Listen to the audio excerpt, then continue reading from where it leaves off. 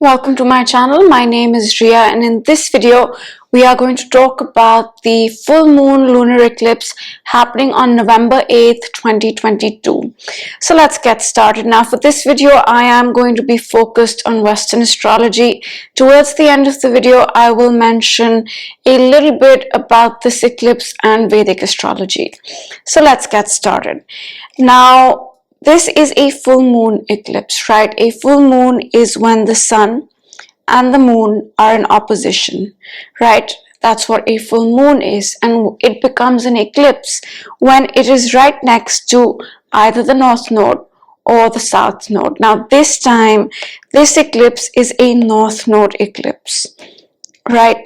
We have the north node right here. Rahu is right there. So this is a north node eclipse. Now full moons, generally speaking, are these points where things complete themselves, right? Where things culminate. We can also get clarity on a full moon.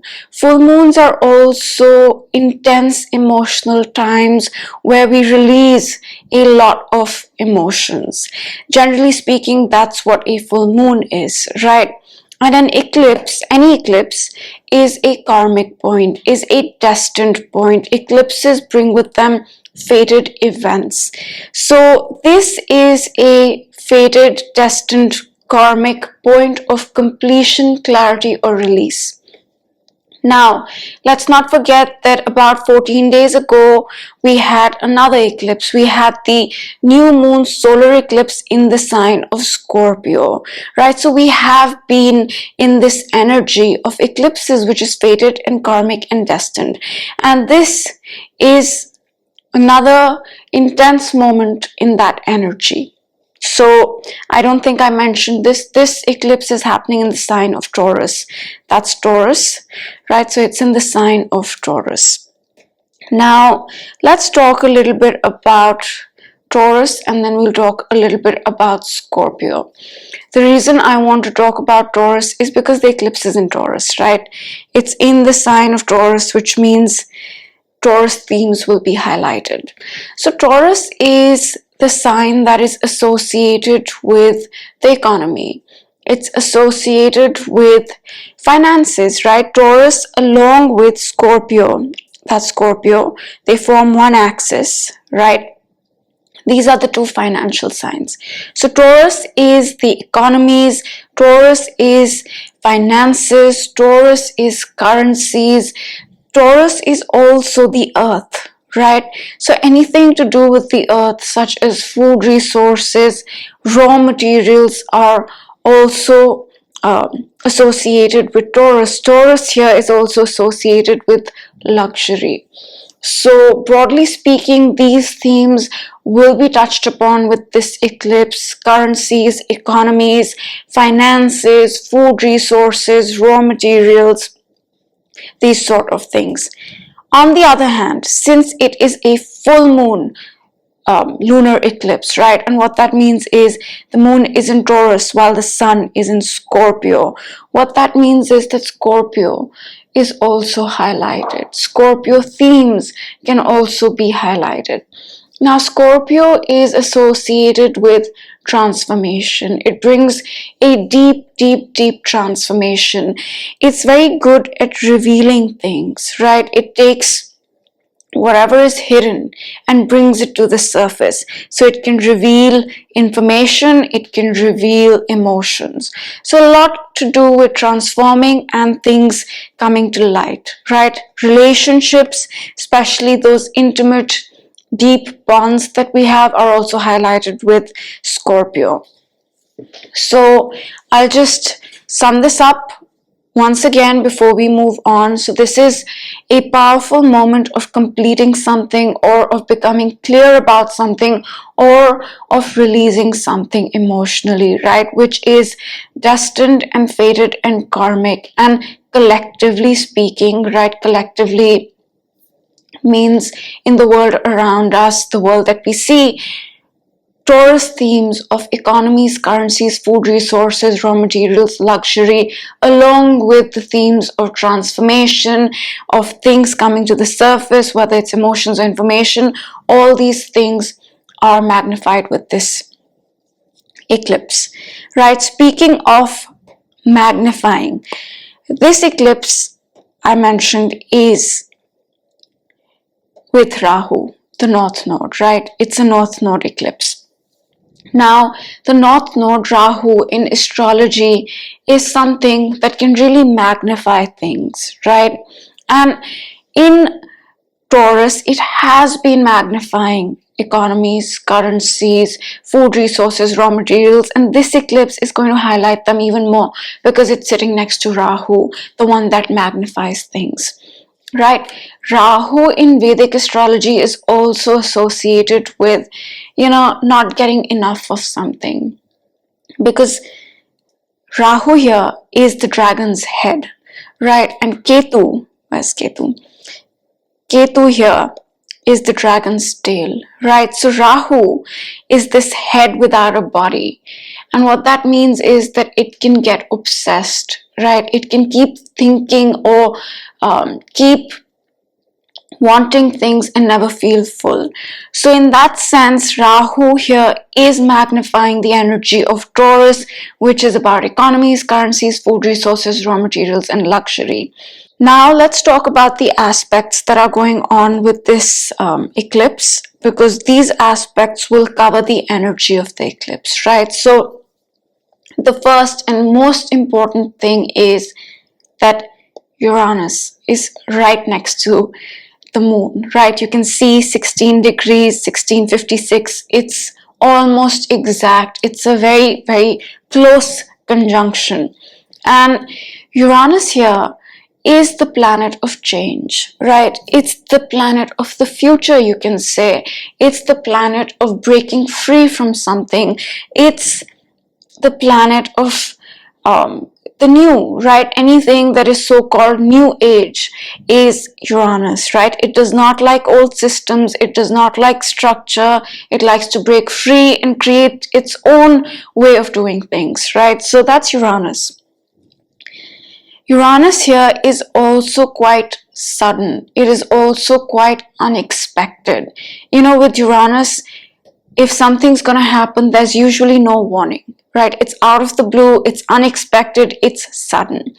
So in that sense, this eclipse is an eclipse of change, right? It's next to Uranus, change that is for the future.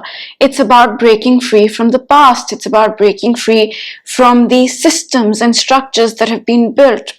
And I will explain why that is more in detail in just a moment, but that's what Uranus is.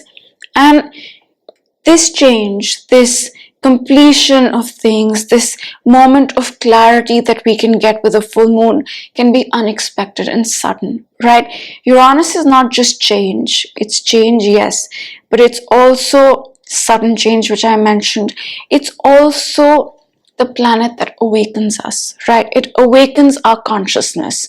And in that sense, it brings us epiphanies. It brings us realizations, right? So there's a lot of energy where we might realize something, where there might be an epiphany of sorts, right? Where we may suddenly, out of the blue, become completely clear about something that we might have been confused about. So that's another manifestation. And since it is an awakener, right? It awakens our consciousness. This eclipse can also help some of us awaken in a really powerful way.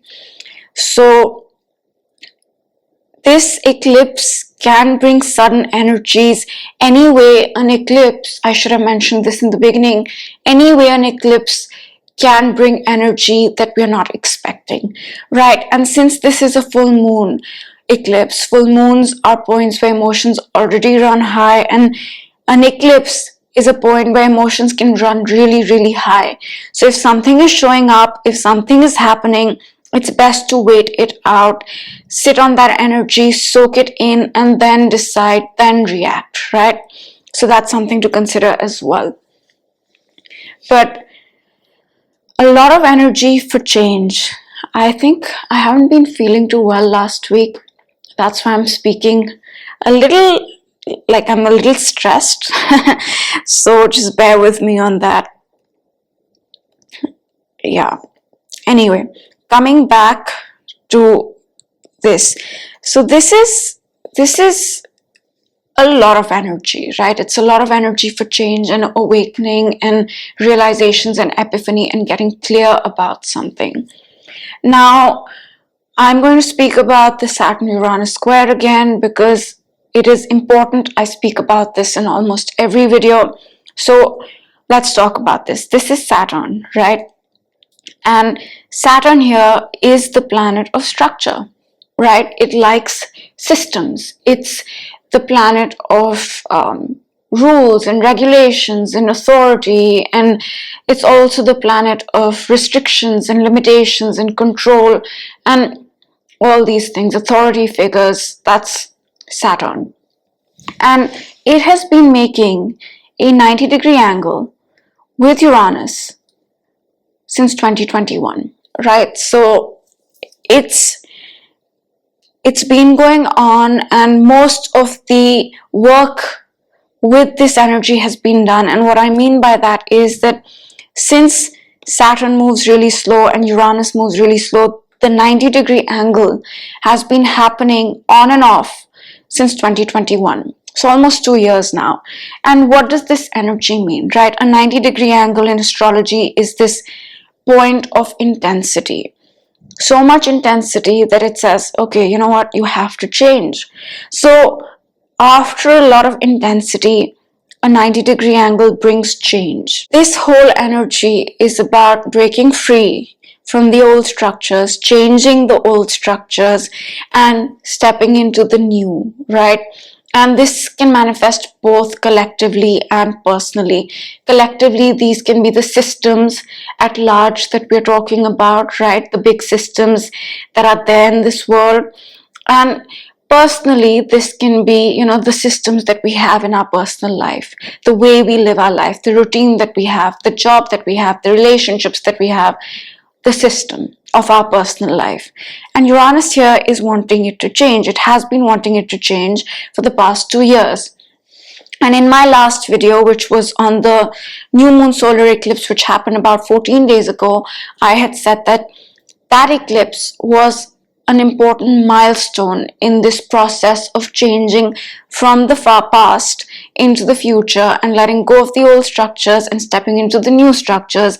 And this is another powerful moment in that, because this eclipse is in many ways activating in a very powerful way the Saturn-Uranus square, right? And last year, I would say till last year, the pull of the past was stronger than the future, right? Than the idea of the future, the vision of the future. But now the change, the energy of change, the energy of breaking free, the energy of stepping into the new is much stronger than it was last year, right? Especially since July, because in July, Uranus here conjuncted the North Node. Big changes started July 31st. And the eclipse 2 weeks ago was an important milestone in that process of, where old systems start to go away and new systems start to come in. And this is yet another important point. Now, before I move on, I'd also want to say that collectively, the Saturn-Uranus square has been highlighting Taurus and Aquarius themes, right? Taurus, economy, currency, raw material, food resources, that's being highlighted, right? Since 2021, more so since Jan of 2022, because the North Node Rahu entered Taurus. And with Saturn in Aquarius, themes of technology, innovation, science, progress, rebellion, right? Equality, all these themes are also highlighted. So collectively, these are the themes that can come up in a powerful way with this eclipse, and that's the Saturn-Uranus square. So I just thought I'd mention that, and I will mention 1 or 2 more aspects and then I will wrap it up.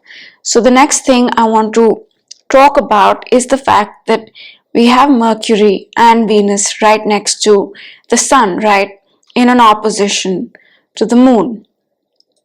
right? Mercury here is the planet of communication. It's the planet of our day-to-day, our immediate environment. That's Mercury.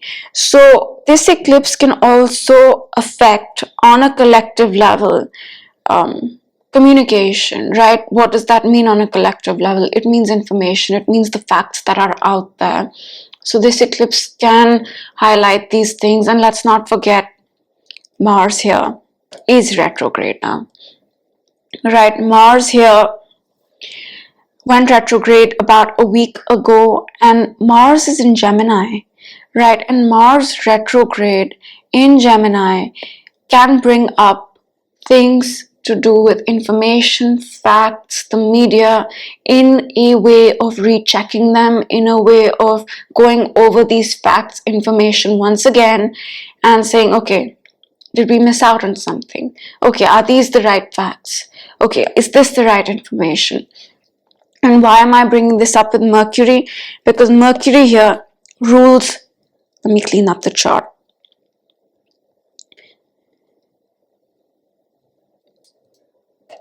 Mercury here rules Gemini, where Mars is retrograde. So the emphasis on information, on facts, on the media, right? That's a lot with Mercury here in this spot with this eclipse. And Venus is there as well, right? Venus is the planet. Okay, before we move on to Venus, coming back to Mercury, on a personal level, what this can mean is that communication in our lives, right? The communication that we have with other people, or it could be our routine, right? Mercury is also our routine. It's also our health habits. It's also our job. So all these things can be impacted with this eclipse. Now let's move on to Venus. Venus on a collective level is the planet of relationships, right? So on a collective level, these would be relationships between larger entities, like on a personal level, it's your personal relationships, but on a collective level, it's more like the world relationships, you can say, that are going on. Venus here is also on a collective level the planet of peace and diplomacy, because Venus is love, right? So it's that sort of energy. And Venus is also a planet that's associated with business. It's associated with the sign of Libra, right? And what is Libra? Libra is relationships, it's diplomacy, it's business, it's trade as well. So all these things are Libra. So on a collective level, all these themes are highlighted as well. And on a personal level, our intimate relationships, the bonds that we have, the friendships that we have, the projects that we have going on, the self-worth that we have, our appearance, any financial matter, all these things are highlighted. So this eclipse is going to touch upon very many things, right? Very many things, because two personal planets, Venus and Mercury, are right there, right? And let's not forget, they're with the South Node. They're with Ketu. Ketu here is the planet of letting go. It's the planet of detachment, right? Ketu. It brings detachment. It can make us let go of things. And Ketu is also representative of the past, right? Past patterns that we are very comfortable and familiar with. And this is right next to this energy. And what this can mean is, in order to change maybe something to do with Venus, relationships, projects, finances, appearances, or something to do with Mercury, communicating with people in our lives, our routine, our health, our habits, maybe we need to let go of something. And this theme of letting go started with the new moon solar eclipse 14 days ago, because that was with the South Node, right? So maybe we need to change up old ways of thinking, Mercury. Maybe we need to change up old ways of approaching our health, right? Maybe we need to change up old ways of approaching our business or our project or a relationship that we're in, right? It could be any one of these things. But the emphasis is to let go of the past conditioning, right? Ketu, yeah, that's the best way to describe Ketu, the south node, past conditioning, right? That's Ketu. And Rahu here, it's the anticipation or the desire that we have for the future. So that's also happening, right? A lot of areas in our lives can be impacted with this eclipse. So that's the eclipse in a nutshell, and one thing to watch out for would be the sudden unexpected nature of this eclipse, because Uranus is there, right? And being proactive, not being reactive, is important. And now let's talk about Vedic astrology very briefly. So this eclipse in Vedic astrology is happening in the nakshatra of Bharani, right? It is in the sign of Aries. In Vedic astrology, the energies are a little bit behind, and nakshatras or lunar mansions are like smaller divisions of a sign, right? So each nakshatra or lunar mansion has its own ruler, own significance, much like each sign has. So Bharani is this energy of change, right? It's this change which is, the best way to sum this up would be destruction for the sake of creation. That's Bharani, right? It takes something and it can destroy it for the sake of creating something better.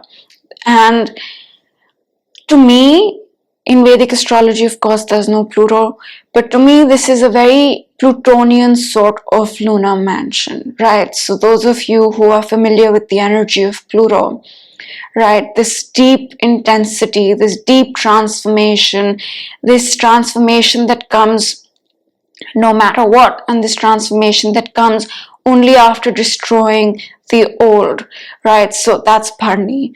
So this eclipse is about that, and I would say, again, what to watch out for is this immense change that's taking place all around us, right? So that's Bharani. And the ruler of Bharani nakshatra is Venus, right? Venus here rules Bharani nakshatra, and it is opposing the eclipse.